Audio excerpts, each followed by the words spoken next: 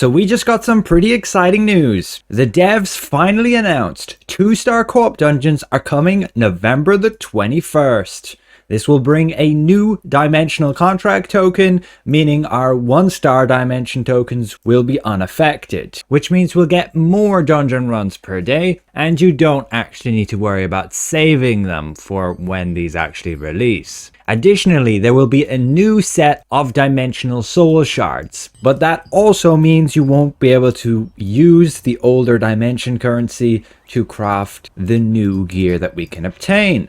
I will cover everything we can expect with these dungeons, along with the fact we actually have new, somewhat best in slot necklaces here. So let's get into the details. First of all, these dungeons, 3 of them will be familiar to you. Void Wastes, which is then the 2-star version of Cursed Wasteland. Island of Terror, the 2-star version of Tyrant's Isle, and then Valley of Slaughter, the 2-star version of Butcher's Canyon. But we are getting 5 dungeons. So we get a new one, Torture Chamber of Screams, and also Carmine Rage Island, bringing the total to 5 new 2-star dungeons. There'll be another category here, and they will each have their own unique rewards, as you can see just there. And this is actually going to be pretty huge. This will contain field boss gear. So the Void Wastes, the upgrade from Cursed Wasteland, will drop all of the arms. So included with that will be, say, the Phantom Wolf gloves and the Field General gloves. You can already see the icons right there, but you can also confirm via this website that there will be selection chests you can create, which will have that gear too.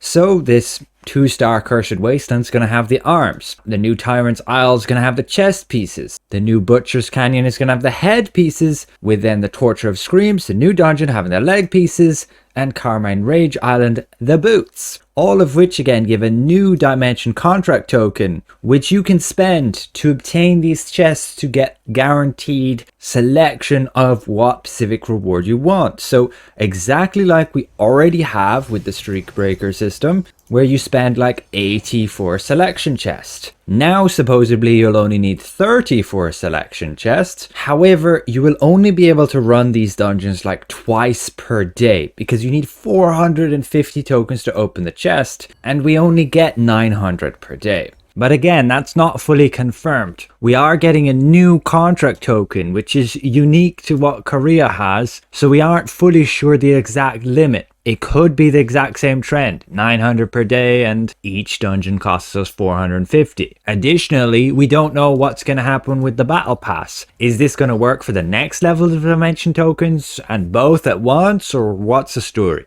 I would definitely recommend saving up those stars just in case you can buy these, because this will be huge. You'll play the dungeons, you'll get that gear, and there are some insanely high priced items that will drop from these dungeons. So the first ones getting it and being able to list them for sale are going to take away tons of Lucent.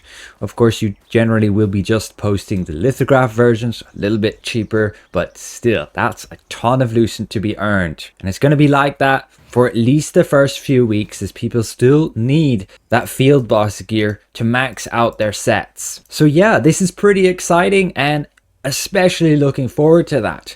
I can finally say get the Shadow Harvester mask if that's what I want, or the whole Phantom set, as getting the headpiece and also the boots are pretty expensive. I can now even say get the arms then instead, which are generally better than say going with the boots. So make sure you're prepared for November the 21st. But let's jump to those new necklaces. These are in the arena store, so you can spend 9 of those coins, of which you can get 6 per week when you complete these objectives. You get 3 for 3 wins, you get 2 more for 5 wins, and you get 1 for 10 wins. So yeah, a week and a half and you'll have enough and you can buy your necklace.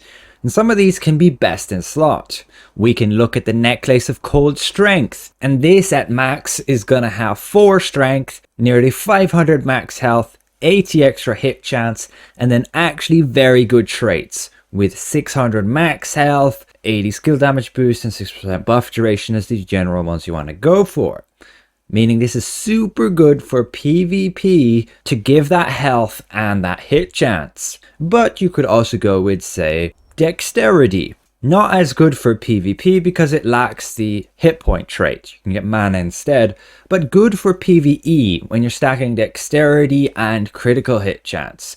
And this I personally will be using in one of my PvE builds right here. Say I'm going for secret dungeons, I would use a setup like this, including that necklace, to then be able to have 60 dex and say 50 strength. But for PvP, you may very well want to switch off, say using the Clasp of the Conqueror, and use that necklace of cold strength instead. My builds on crossbow and dagger, it won't really work. I need the Clasp of the Conqueror to give me that perception to reach 60. But then yes, if you're stacking wisdom, there's one there too. Decent for your healers, I guess. It's gonna have that wisdom, hit points, and then the possible traits, unfortunately no hit points there, just max mana.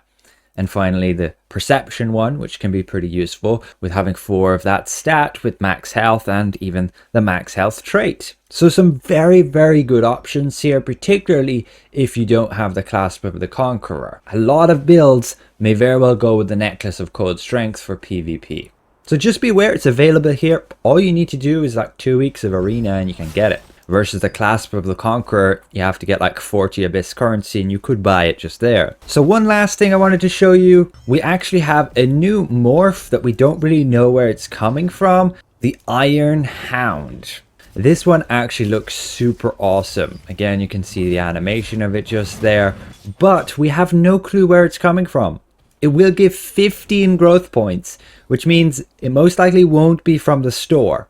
The ones from the store or the battle pass usually only give 3 points, and that's been a common trend, along with them having, say, the teal color. So this may very well come from one of the new dungeons, as these are not confirmed. These loot tables are not confirmed, as they are from Korea. Potentially this might get added to one of these new dungeons, or it'll be some other time down the road. If you play on consoles, be aware that the motion blur option has been disabled. Please be patient while they investigate why that's the case. Also be aware that sometimes your video settings might be getting defaulted to epic. This can definitely be an issue with lower end devices. You can see the listed workaround right here. Basically change this to a different setting and then, well, my game just crashed. Great. So maybe don't do that.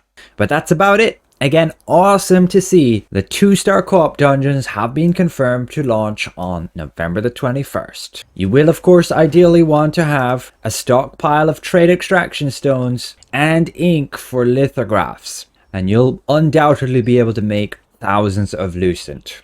Of course until the prices crash, but I don't suspect that will be for at least a month since those dungeons are out, as we are kind of hard limited by how many we can play per day. Of course, you can have alts, and that will allow you to farm even more dungeons. Just be aware the requirement will be 2500 combat power. So if you do have alts, get them to that level at the very least, but be aware these will have new mechanics, especially for having new dungeons, but the older ones will have extra stuff on top to be aware of. But thanks all for watching, and we'll see you guys around. Goodbye for now.